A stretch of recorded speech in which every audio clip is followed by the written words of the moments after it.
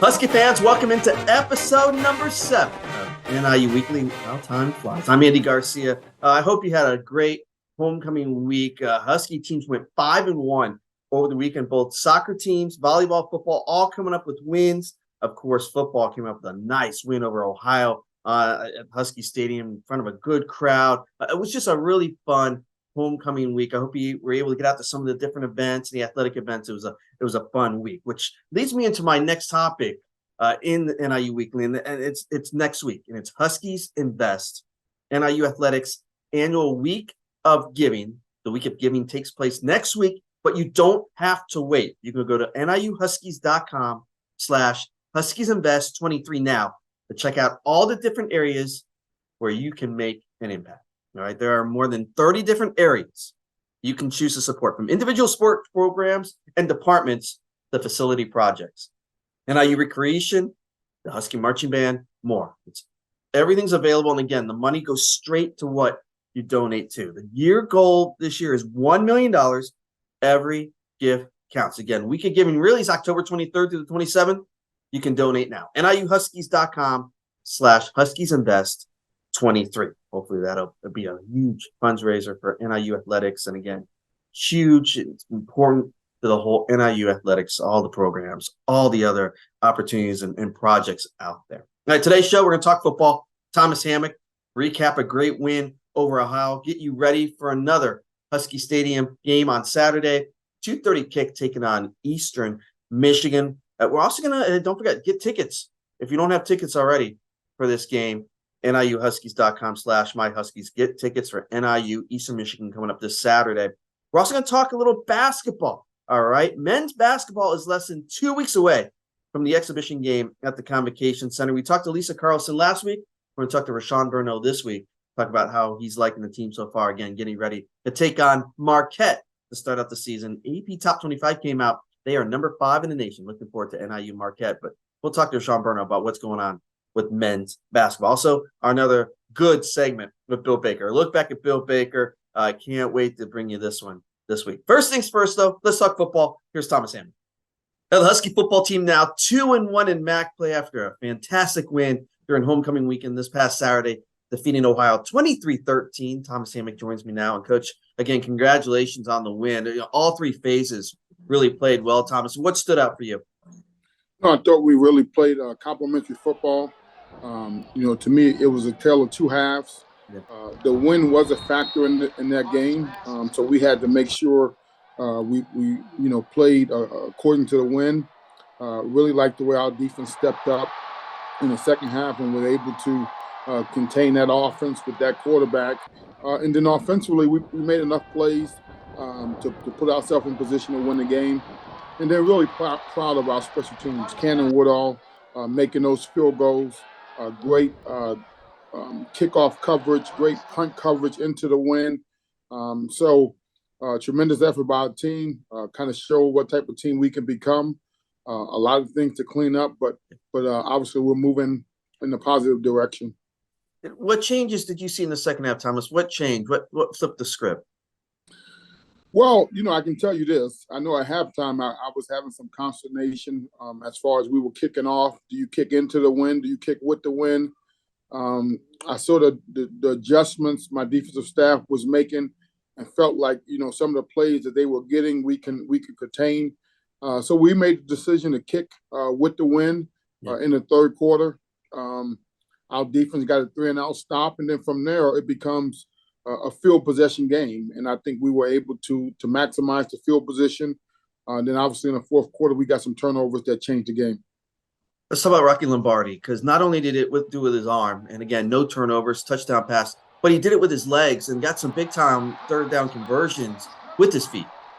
No, he's been commanding the offense with great precision over the last 3 weeks. I think we got 1 turnover in the last 3 games, which is fantastic.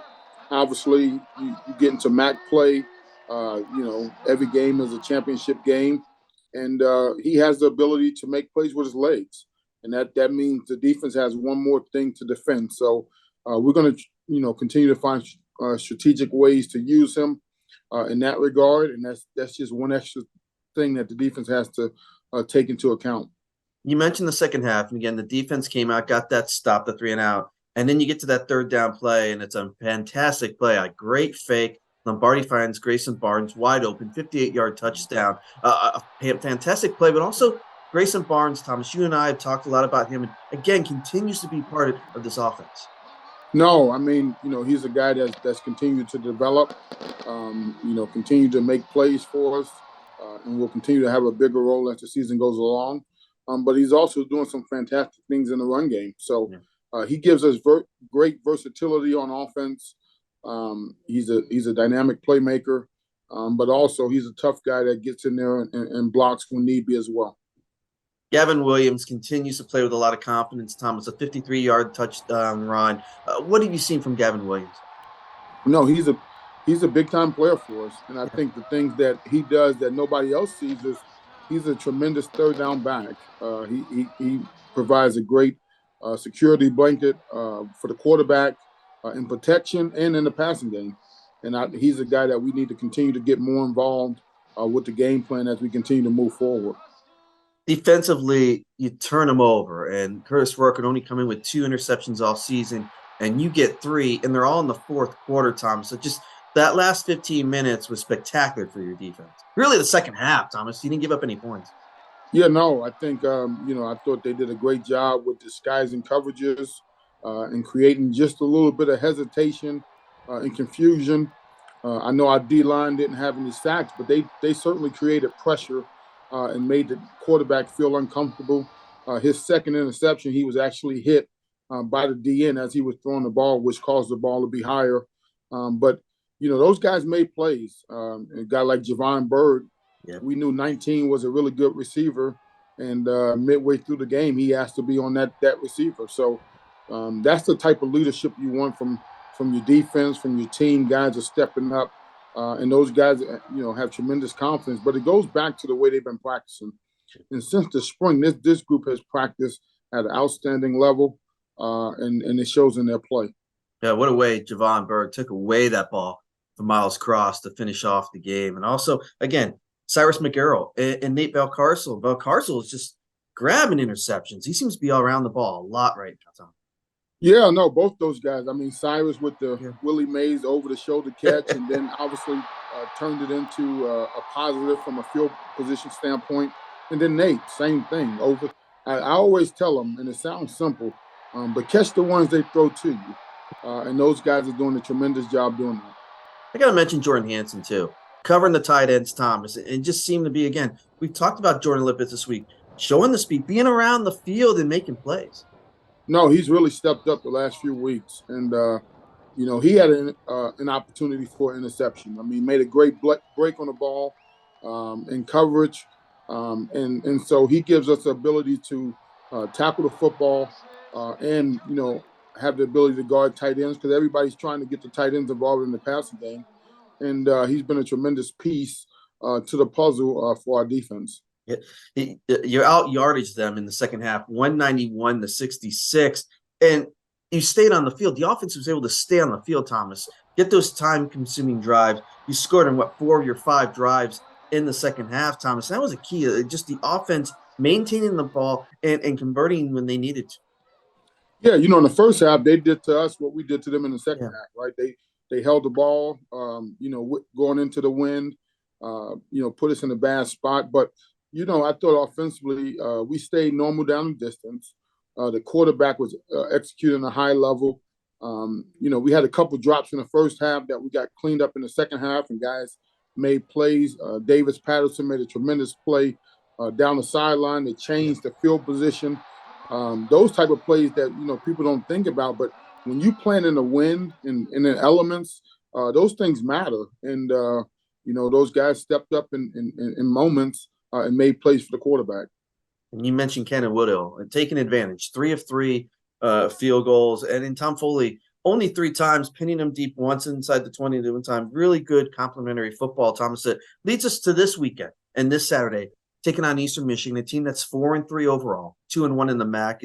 They defeated Kent State last week, 28-14. They've won 2 games in a row. What stood out for you so far as you watch the Eagles? Well, obviously Eastern Michigan is a well-coached football team. I think Coach Creighton does a great job. When I watch tape every week, I always start with the special teams units of the opposing team, and they are fantastic on special teams. Got great returners, got great schemes, got great specialists, and then it stems from there. So, they play a complementary style of game, offense and defense. Obviously, they have a quarterback that we need to account for on every play. They have a running back, number 28, who's a dynamic player. And then obviously everybody knows Sampson, number 22. And then defensively, they make it hard on you in the run game and the pass game. So we have our work cut out for us. We got to have a tremendous week of practice. And I think our kids will be excited to play another game at home. Yeah, to me, their defense has stepped up, Thomas. Again, they have another MAC West Defensive Player of the Week in Alex Merritt, the defensive lineman. He's had 8 tackles. 3 tackles for loss last week. Talk about Austin Smith, their quarterback, just a little bit more, Thomas, before I let you go. And you mentioned about the run pass. No, I mean, we've been seeing some dynamic quarterbacks over the last few weeks, and he's certainly in that category where, they got great schemes that, put him in position to be in one-on-one matchups in the run game. Obviously, they throwing the RPOs off the run game, and then obviously the play action pass.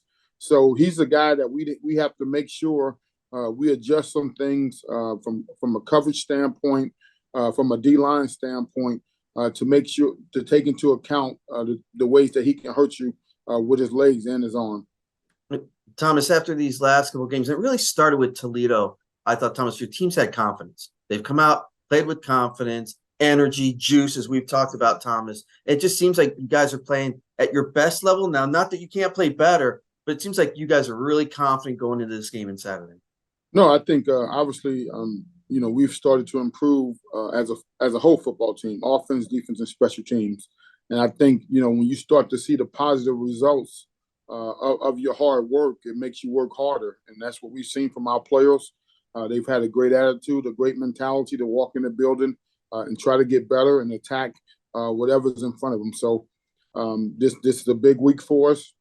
Obviously, we have a little mini bye next week. So, we're going to put everything into this one game to give ourselves the best chance to win. Coach, I appreciate the time. Looking forward to Saturday. Huskies and Eagles, 2:30 kickoff. We'll be on the radio at 2 p.m. And I'll see you later on in the week, Thomas. Thank you. And go Huskies. Thomas Hammock has to be happy. Team is playing well. It's got a lot of momentum as we get ready for NIU and Eastern Michigan on Saturday. From football to men's basketball, here's our conversation with Rashon Burno. Husky men's basketball is less than 2 weeks away from getting on the court for the exhibition game. Looking forward to it as Rashon Burno joins me. And Rashon, how's practice been going? I mean, you guys are chomping at the bit, I'm sure. I know you would always love more practice, but games are just around the corner. How's the team been lately? Getting better. It's been a progress, with the new guys, trying to mesh all new personnel and getting a good rhythm. But it's been good, competitive. We got 12 guys, 13 when Keyshawn gets his clearance. That competes every day. Every day you have, you show improvement in areas in which, you need it. But it's really a fun time for us because, we're learning each other as players and people. So I'm excited about that daily, but it's a super, super competitive environment. And guys bring it every day. That's the first thing as a coach. You want guys to compete. And I think we got guys willing to do that every day. So it's been fun. When I've been able to watch practice, Rashon, I've seen the talent that you talk about, also the depth. And it seems like you've got that depth that you've been looking for on this roster. Yeah, and you need it. Obviously you got to bake in injuries throughout the course of a season. And what it does, it allows you to be competitive, but also be smart, right? Usage for these players today are a lot different than when I played, right? So you got to be mindful of their bodies. And so when you have 12 guys, you're able to do different things in practice that allows you to compete, but also be sharp and smart in regards to duration of how long you go in practice. Let's talk about, get out of the way, Keyshawn Wings. You talked about he's about to be cleared. Again, you've got depth in that position, but he's looked good so far. It seems like his confidence is there. And again, just waiting to get him back. It seems like he's right on track to be back early in the schedule. Yes, we're fortunate. I thought the medical staff did a phenomenal job from post-surgery to now, getting him ready. And, with Keyshawn, his mental the physical part, he's there. His legs has responded well. His verticality is back to where it was prior to the injury. So it's just mainly managing his own expectations and keeping him in the right frame of mind to stay locked in and understand that it is a process. You're not going to be Keyshawn Old in day one. So stay the course, stay focused, make sure you're doing your rehab and prehab stuff to make sure that you're ready to play when the time is right. One of his backcourt partners in Diggy, David Coy, really nice first season, almost 16 points per game, almost 3 assists per game. Rashon, what did you want him to work on in the offseason, and where will we see him improve this year? Just his overall awareness. He's always going to be a scoring guard because his ability to do it from 2 and 3 efficiently, but have a wider understanding of how he can impact the game just by, being an efficient scorer, because a lot of the defense is going to be geared towards him. He has to have that awareness early to set the table, to be a server for the other 4 guys, which in return will make his job a lot easier because now defenses can't just load up on Diggy. They have to respect the other components that's on the court with him. And I know he can score, but as we watch him, as I watch him in practice, a leadership too, right, Rashon? It seems like he's the general on the court. Yeah, and that's something we talked about throughout the offseason, coming out of the season last year. Is like these are the steps that you need to take in order to make the next jump in your progression as a basketball player. And so he took that stuff to heart. He's a competitive guy. He's a guy, if you tell him he cannot do something well, he's going to focus all of his energy to prove you wrong. And so we challenge him from a leadership standpoint. It's great that you're one of the better players on the court, but what are you doing to impact others? How are you serving others? And so I think that's been a work in progress for him, but he's willing to start over every day in that department. So we're happy with his progress so far. Also excited to see Zariq Nutter, the junior, freak athlete. But what have you seen from Zariq so far in the offseason? Growth. I think he now understands what he brings to the table consistently, but just a mature factor has taken him leaps and bounds on and off the court. His ability to understand like the process and how hard it takes to be one of the better players consistently in this league. And we talked about that at length during the offseason. But his own expectations are for him to be one of the better players in the league. But he knows in order to do that, he has to do it every day. But he brings this tremendous, athleticism, toughness at 6'7", ball handling. He'll probably be one of the bigger guards now that Amani Bates is no longer in the league. He'll probably be one of the bigger guards on the perimeter. So he has a lot of versatility that we have to tap into, but it starts with him and his mindset going in the day in and day out. Some of the other returners, Yannick Konen-Niederhauser, everybody asked me about me because he's got the height, he can shoot. He's got something, Rashon, that not a lot of players in the MAC have, let alone in the country. But what do you like what you've seen from Yannick so far? Aggression. Like all these guys, we sat down and we talked about areas of improvement for him. It was just being aggressive and understanding his impact, right? If he's being aggressive, it attracts a lot of attention because of all the things you just mentioned: versatility, skill, athleticism at 7 foot, right? So we got to get him to play with a little bit more of an edge, in which he did play for his national team. So he came back here with a chip on the shoulder. He understood that last year wasn't to his own expectations due to injuries and et cetera. So he's coming back with a lot to prove. But he's a guy that gives us a unbelievable weapon because there's not a lot of 7-footers who can, go vertical, but also move his feet and be able to do inside and out. But we're really locked in on the inside, and then we're allowing him to expand. But he has to protect home for us first. And that's something that he's taking pride in, and he's doing a really good job thus far. Also, Bargwin and Durasin, 2 guys who got playing time last year. Again, 2 guys are going to be a big part of this roster this year, Rashon. It seems hopefully they mature because they bring that presence down low, right, Rashon? Yeah, and Harvin started, I want to say, 20-something games. Our season changed when he came along. Yep. He's a freak athlete, super competitor. He led the MAC, second in the MAC, with tied for field goal percentage, but he was also 3rd in the country in 2-point field goal percentage. And so he gives us a low post threat that's different from Yannick, because he plays in the air, and he finishes around the rim in the air. So he's a guy that, along with Yannick and Doro, presents a unique three-headed monster at the 5 for us, because they all look different. Defensively, Doro is an unbelievable pick-and-roll defender. Yep. He led the MAC in charges taken and attempted, so he's a good positional defender. So he's going to be different than the other two, because he brings a really, really good defensive element to the table for us. Not that the other two don't, but that's where he really excels. And Harvin and Yannick are guys that can really put pressure at the rim for us. I don't want to leave out Xavier Amos and Zion Russell coming back as well, because they've looked like, when I've watched practice, Rashon, looked like they've improved. They've gotten better. Let's talk about some of the newcomers to the roster, Rashon, and who are some of the names we should see get some playing time early in the season? I think the freshman Will Levin-Watts has a chance to be an all-league guard. He has great size at 6'4". He's a really good shooter. He's a good athlete, and he plays with a high motor. He probably, if I had to put a surprise category, I didn't realize how good he was. I thought he had some upside. I thought it'll take him a year to get going, but he's really taken a liking to the weight room, to coaching. He had a phenomenal summer, and he's going to be a guy that really is going to push some of the older guys for minutes because of all the things I just mentioned.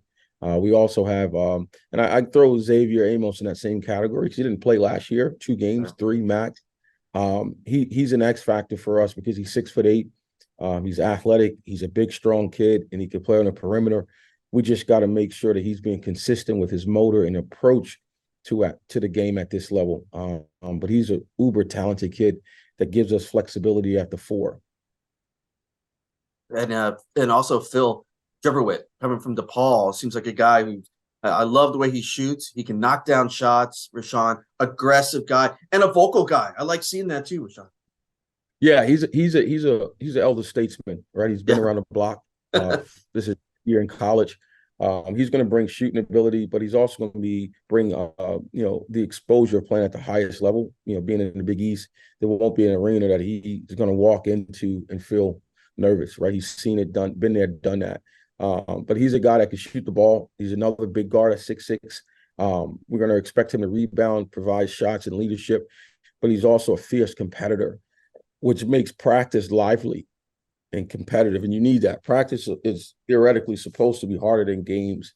And so we try to give our guys realistic looks. And Phil gives us that because he competes in dribble warm-up, right? He wants to be one of the better players on the team. So I'm excited to see what he brings to the table. But, we're going to have some depth. Ethan Butler, a transfer from Oregon, is feeling his way around. He's a big, strong kid. So we got depth. Nazir Muhammad, who's a freshman guard, who has the ability to shoot it. Is going to give Diggy great minutes, and he's going to challenge Diggy and push him, because he's a guy that you got to account for when playing, because of his ability to break you down, and he's a really good catch and shoot 3 guy.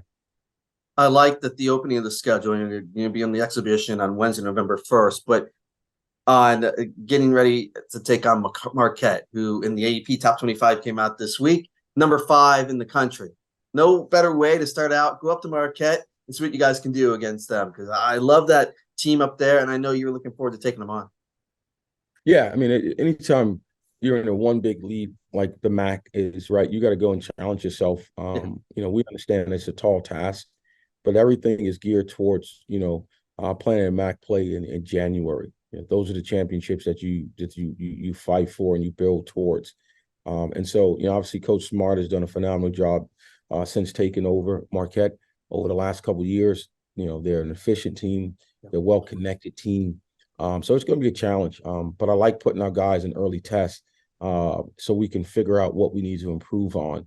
But you can expect a competitive game. We got a lot of guys, who are, coming from environments where, tough backgrounds. So we're not going to be afraid to play in front of Marquette's fans, which is awesome, because it presents a challenge for us to see what we have and what we need to improve on. But we're looking forward for the opportunity to play the 5th team in the country.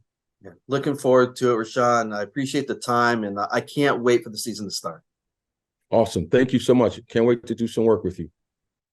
We are really looking forward to what men's basketball could be this year. That's a really good team. Rashon talked about the depth, the talent. Really looking forward to the season, see what men's basketball does in this 2023 2024 season. All right, time now for our look back with Bill Baker. And we talk about the different travels and adventures that Bill has had. It's been 44 years, right? Football and basketball. He's been across the country and has definitely had some adventures. Check it out. Here is our look back with Bill Baker. Welcome back as we enjoy looking back and talking to the voice of Huskies, Bill Baker, 44 years now, retiring behind the mic. And Bill, we've talked about games and stadiums and different things like that, but we got to talk about just traveling. And again, I've been with you now 11 full seasons, being my 11th full season traveling. I've traveled more years than that, but we've been to some great places. The travel to get to those places is always interesting, traveling with you. And we've always had some fun events when we've gotten to the cities where we broadcast, not just the games themselves, but we've been able to do some pretty cool activities around that travel. Well, travel, knock on wood here, if I could find any. There we go. We've never missed a broadcast. It's crazy. Never missed a broadcast. And a couple of interesting times. Sid Simmons and I went to Ball State one night, and they said, we've got 4 to 6 inches of snow due overnight. So, okay, it's Muncie. We've gone through that. We get there. We're having dinner, and we're just finishing dinner. We see the snow start to come down. So we pack it up, go back to the hotel, watch whatever, and wake up in the morning, and I click on the TV.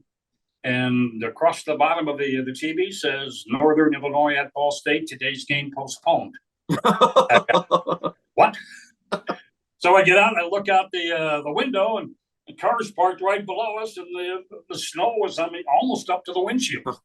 The drift together, you couldn't go anywhere for at least half of the day. We managed to get around a little bit and managed. They played the game the next day. So we stuck it out. They played the game the next day. Team was staying at a hotel, the Roberts Hotel, I want to say, in downtown Muncie. We were on the outskirts. Managed to get down there. At the same time, this poor girl had her wedding reception scheduled. And nobody was able to make it. Literally nobody. I think they were expecting 150 people, and I think maybe 25 or 30 were actually there. We felt so bad for her. The team is just lounging in the lobby area. Sid and I, we come in, and the father of the bride comes out and says, "We have our reception dinner here in an hour. Please, you're all invited. The food is cooked. The food is paid for. You are all invited." And we went. Sure, It was an open bar, as I recall. So, we went. Just crazy. Another time I went solo to Muncie, going down 65. Near Rensselaer, I think it was, and it was snowing. It was icy. It was crazy, and I spun out. I did a 360 right there, but wound up going the right way. And I got down there, and I wasn't planning on staying the night. It was going to be a down and back, and they didn't play the game that night, but I knew I wasn't going back, and I went to this hotel, and he said, "No, I'm sorry, we're booked up. Everything's gone." And the guy said, "Wait, I do hold one room for this lady that comes down from Chicago once a week on Tuesday or Wednesday, whatever it was. I'm not sure if she's coming." I said, "She's not coming. Trust me, she's not coming. If she shows up, I'll move out." So he gave me the room, and she didn't get there. We were all good. But now we have flown places. We've had airline delays.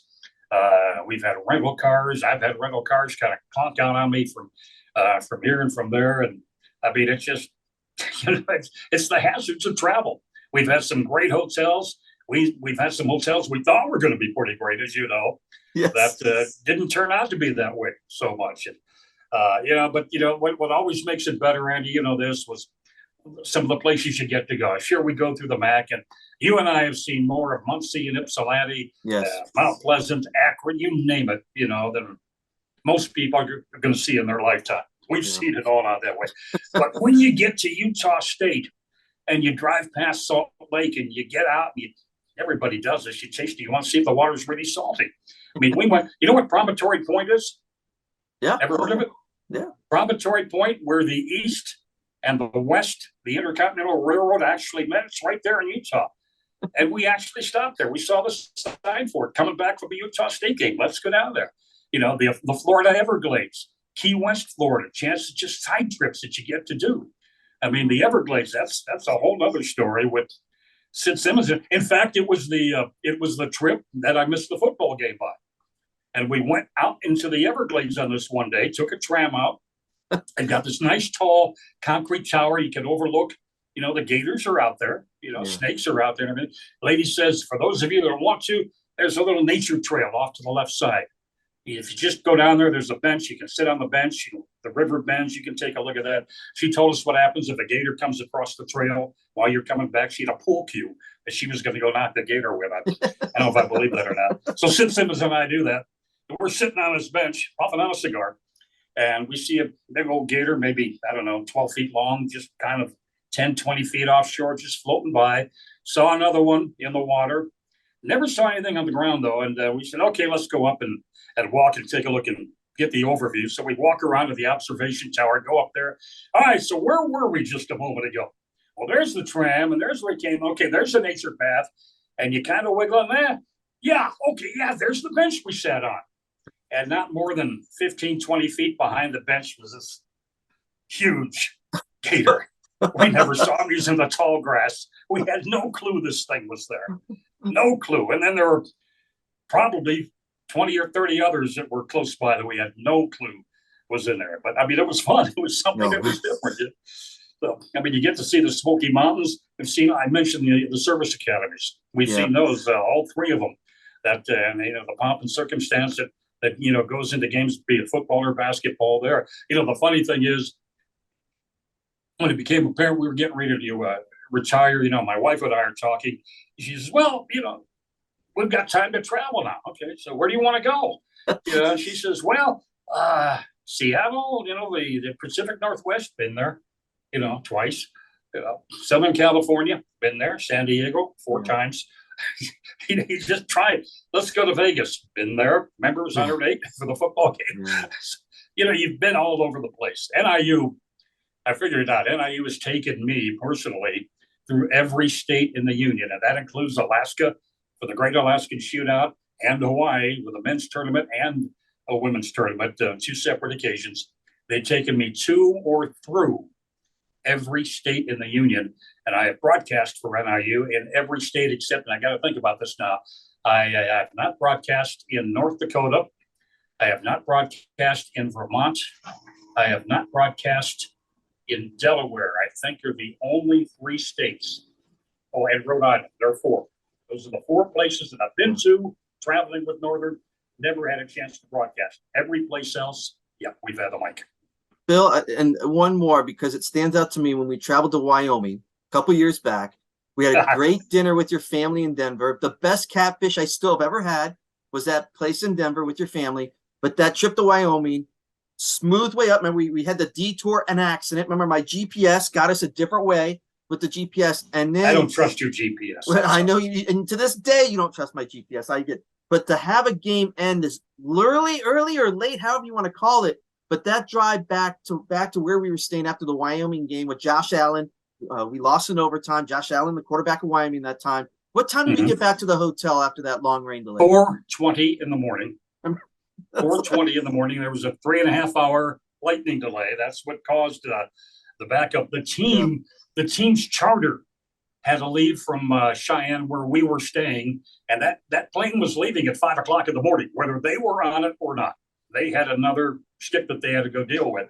And when the game ended, I remember guys were just tossing stuff on the bus. They were, you know, getting untaped on the bus. Everybody just get on the bus and go. They had to go, and they made it by, I think it was about 20 minutes. Somebody told me, yeah, but yeah, that was different. And the thing, we had to stay on the air. Yeah. We had to stay on the air for this whole thing. Any other time you've been some of the stories.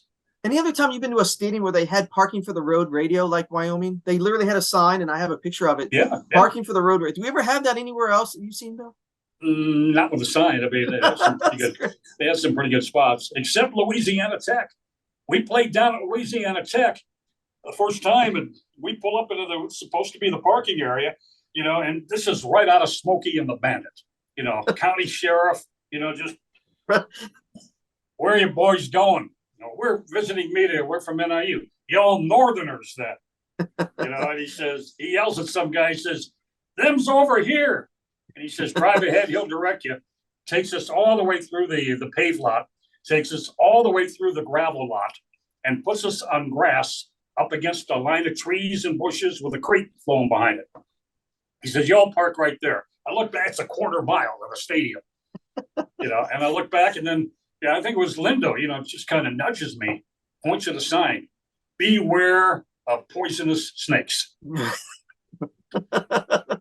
And one other one I got to bring up. One other one is the best parking spot I ever had with you was Michigan Stadium. It was the COVID year. We went to Michigan, right? And it was a Friday. We were going up to Michigan. We always, when we have those opportunities, try to pack up and set up the broadcast on a Friday before a Saturday game. Do you remember where we parked in Michigan Stadium to set up? Yeah. Well, we've got to tell the whole story. This was the day before. Yes, it was. We went in to set up. Still good. And we pulled in. We had to be on the list. He says, "Okay, just drive up that one." I'm like, "Just drive?" Yeah. So I just drove right underneath the the stands by the concession stands. And there are the elevators, and just pulled in. Well, this looks good. I said, "No, we can have this right tomorrow. Underneath. This would be great." Yeah, that was the COVID year. That wasn't the 6-game COVID year. That was the year COVID was, it was there or whatever. Because that was the year we rode back. You, myself, and Mark Lindo, we rode back from Michigan Stadium. You were sitting in the front seat. Yes. And you were coughing and you were hacking. And I was next to you for 5.5 hours. We stopped and had dinner in Benton Harbor. Yes. And you were coughing and you were hacking. And the next day you called and said, "Guys, I've got COVID." That's correct. And how in blazes Mark Lindo and I didn't come down with it, we'll never know. Those are just some of the stories traveling with Bill Baker. And we're going to have more stories. We're going to look back more as we continue this series with Bill Baker. Voice of the Huskies for 44 years. I always love looking back with Bill Baker. We've been on some really good adventures together. Fun times. I always remember. I love that segment with Bill Baker. So we wrap things up on this NIU Weekly. Just 2 home events this week for NIU. Husky volleyball team, which has won 3 matches in a row, 6 of their last 7, is on the road taking on Western Michigan on Friday and Saturday. It's going to be really tough matches. Huskies, Broncos this weekend for volleyball. Men's tennis is at the ITA Regional in Ann Arbor. At home this weekend, in addition to Saturday's football game, NIU in Eastern Michigan. Come out Sunday to the soccer track and field complex as the Huskies men's soccer team takes on Belmont. They continue to battle for a spot in the Missouri Valley Conference Tournament. The match starts at 1 p.m. on Sunday. As always, admission is free, so come on out. I want to mention basketball season. I talked about it with Rashon this week and Lisa last week. Get your basketball season tickets today. Call 815-753-7225 or go online to NIUHuskies.com. My Huskies. I mentioned first exhibition game for the men, less than 2 weeks away, November 1st, and season tickets are a great deal. Starting as low as $80 to see every home men's basketball game, and get women's basketball season tickets for as little as $35. There's going to be a lot of excitement in the Convocation Center on both the men's and women's teams.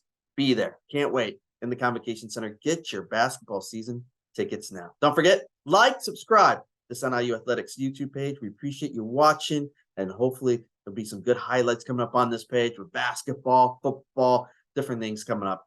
Subscribe, NIU Athletics YouTube page. Thank you to Thomas Hammock and Rashon Burno for joining me this week. Kevin Meyer, thank you as always for the production on this show. I'm Andy Garcia. Until next week, let's get some wins. Go Huskies.